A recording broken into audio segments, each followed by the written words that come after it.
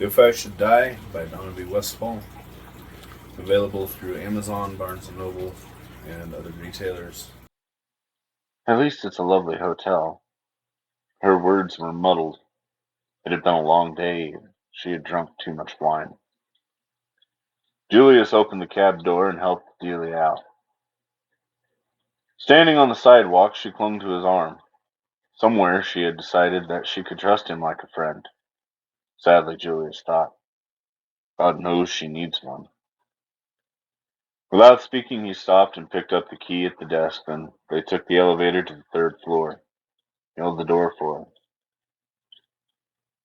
This is nice, very nice.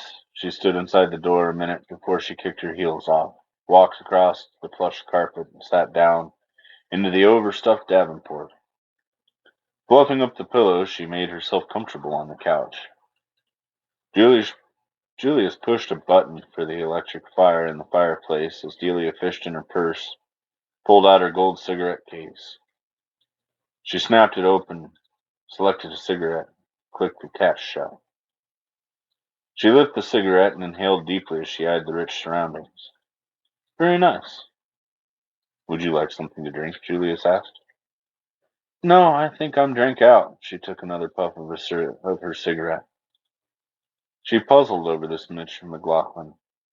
Some of his mannerisms seemed familiar, but no one in her life had the name Mitch. Did she know him? Maybe, but not by this name. Fear trickled up in her neck and across her scalp. Someone this good looking she would have remembered. She took note that he chose the overstuffed chair situated against the wall, which gave him a panorama view of the hotel suite. He lounged back, stretching out his long legs. Delia knew why Adam Clark had chosen her for his secretary, but Mr. Clark didn't know why she had chosen to work for his company. A warning siren should have screamed at her when Mr. Clark had mentioned this man as a government man.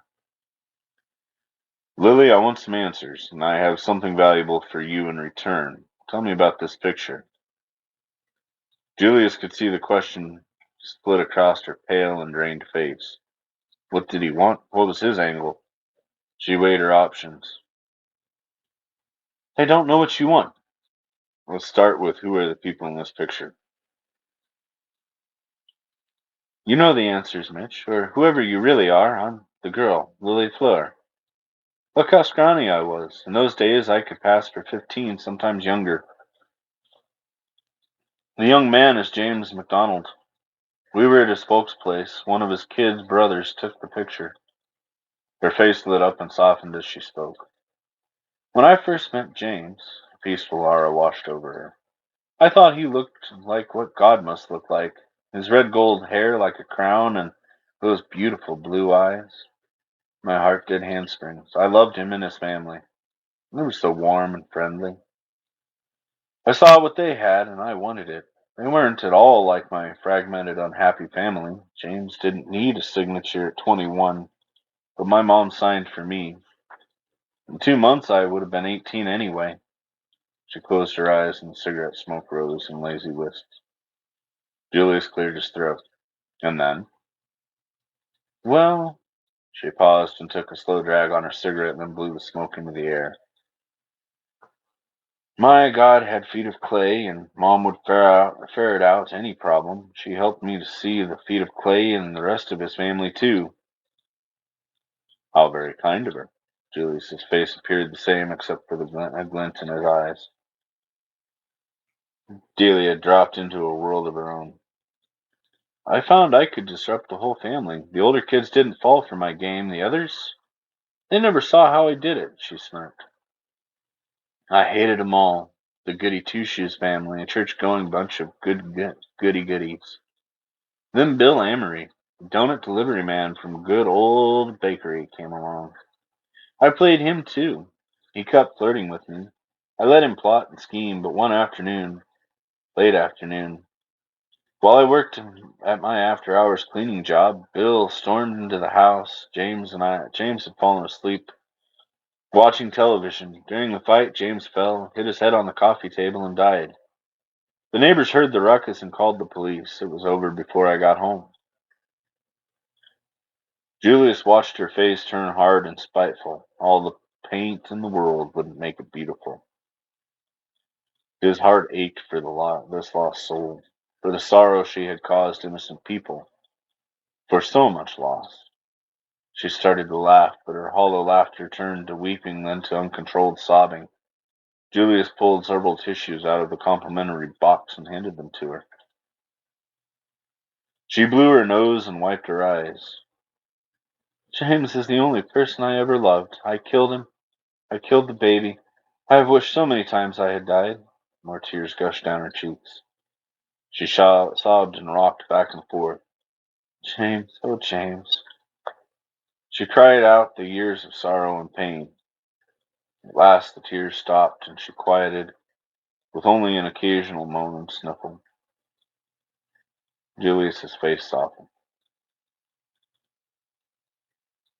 I will be more generous to you than you have been, he leaned forward. Lily, look at me. His voice commanded to rivet her attention. Her eyes stared into his, growing larger, then narrower. A slow, seeming recognition warmed her face. Eyes, I do know you, but she sucked in a breath. It is important now. Just trust me. His features retained a blank appearance. His voice remained controlled. You must follow my instructions exactly. Stay in this room. Do not contact Adam Clark. When I walk out of here, within minutes someone, a new agent, will be here. They will take care of you. We need you to verify information and obtain necessary records for us. You have no choice except to cooperate, but you will be taken care of. Don't try to help Mr. Clark, or it will be ugly. He stood and walked to where his few bags were stored in the dresser. By the way, the Goody Two-Shoes family wishes you well. Wait, don't leave me. Who? Her tear-stained face darkened with panic. Just a friend. He spoke over his shoulder and walked to the door. He turned at the door and looked back, his voice a sad echo. Just a friend.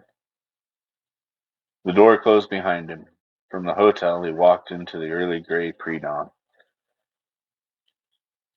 Chapter 28. Friday, June 19th. Good morning. Julius climbed into the seat of the awaiting plane.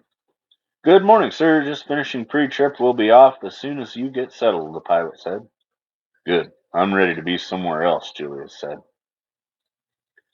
Julius slid into a waiting unmarked car at the small military hangar in Herman. I need sleep. I need focus. Something has shifted, but I've got to get back to the kid. He gave the driver the address where he left his sidekick, pulled his hat down over his forehead, and settled back. They idled out of the parking lot, and a few stoplights, and 15 minutes later the driver pulled into the hotel parking lot where 2 days and a lifetime before he had left the kid. Thanks, Julius said. Slamming the car door, he sauntered to the motel room door. After several slow taps on the door to the room, he slid his key in the lock. The room looked like a fight scene. A half-dressed body, twisted in sheet and blanket, sprawled half on, half off the bed. Oh, God, don't let him be. His heart almost stopped as he reached out and touched the pale, wan face. It was still warm. Praise be! Hey, wake up! He grabbed the shoulder and gave it a vigorous shake. Julius ducked as the kid came up swinging. Hey, man, no fighting in here. This is a respectable establishment. At the sound of Julius's voice, the young man flopped back on the bed with a groan. Oh, man, I dreamt the devil had me and had his fingers around my throat. He sat up, ran his hand through his wild blonde hair. I've had it bad. You don't happen to have a cigarette on you? He looked at Julius. Sorry, kid, I gave them up somewhere back in the desert. I want a cigarette so bad. His hand shook as he ran them over his face. I feel like I'm going to unload lunch. He tried to scramble out of the bed sheets. Wait! Julius untangled the blankets and sheets from the body. I think you're good now. He grasped his arm to help him to stand. You look bad. I've never seen you look so rough unless it was the time you almost drowned. I'm back now.